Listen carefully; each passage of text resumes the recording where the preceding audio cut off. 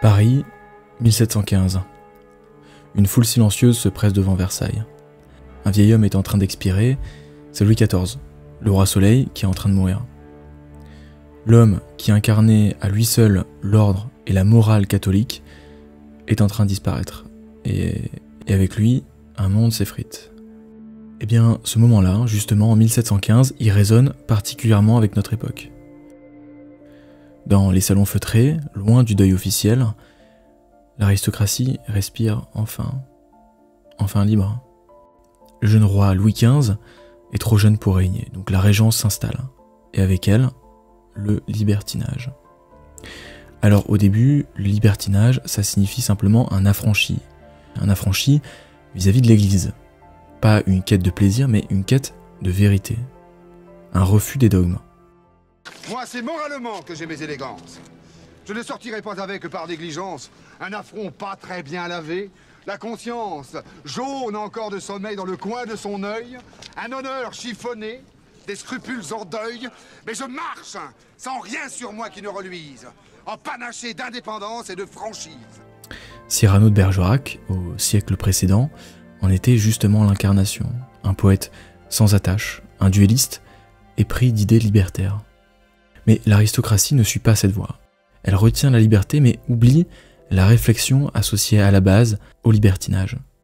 Le plaisir remplace la quête de sens. On ne croit plus vraiment en l'Église, mais on ne construit rien à la place. On est face à un tableau de Watteau, un pique-nique en apparence, des rires, des corps qui se frôlent, mais petit à petit, l'implicite devient explicite. Des mains qui se cherchent, des chevilles qui sont un peu dévoilées, et puis des regards qui disent un peu tout. À l'époque, une peinture comme ça, c'est un scandale. Eh bien, cette peinture-là, elle raconte justement cette mutation qui a lieu après 1715. C'est-à-dire un monde qui s'abandonne au plaisir, sans valeur, sans cadre. Et ce phénomène, il ne s'arrête pas au XVIIIe siècle. Il réapparaît aujourd'hui encore. Le travail n'a plus vraiment de sens. On court après les soirées, les clubs, les écrans. On boit, on joue, on consomme, on fuit. Pourquoi ? C'est une bonne question. Je crois qu'il y a une philosophie récente qui a eu le même effet que le libertinage. Nietzsche avait annoncé la mort de Dieu, Michel Foucault est allé plus loin. L'homme est mort.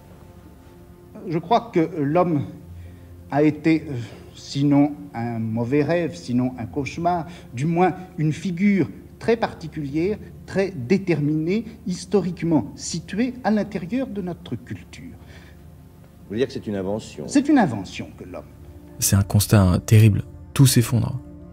La rationalité, l'essence de l'homme, son identité, tout peut être déconstruit. Ce que nous pensions solide n'était apparemment qu'une illusion. Et du coup, eh bien, le genre, l'art, la nation, l'histoire, tout serait une construction sociale. On n'a plus de repères. Et quand tout se brise, deux chemins s'ouvrent. Soit l'hédonisme, soit la reconstruction. C'est-à-dire soit la quête du plaisir immédiat, ou une recherche obstinée d'un but, d'un nouveau but.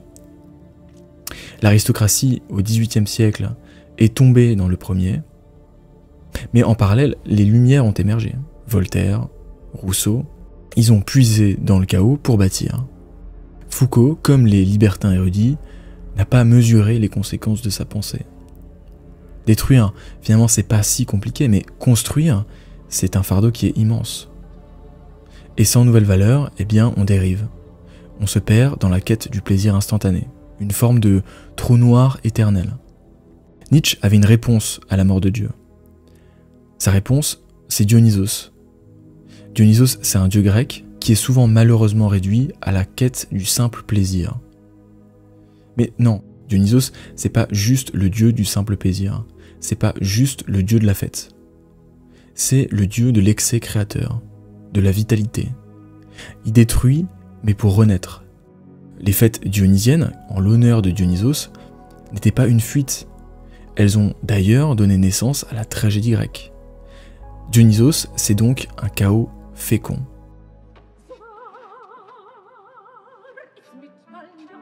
Prenons l'exemple du mythe d'Ariane.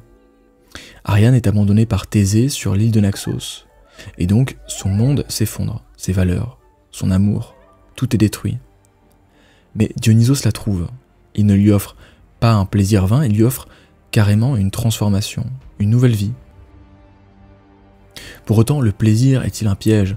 Pas forcément, pas forcément. D'abord, quand on regarde ces tableaux, eh bien, ils sont magnifiques, ils sont très beaux. Mais il devient un gouffre, si on n'en fait pas un but.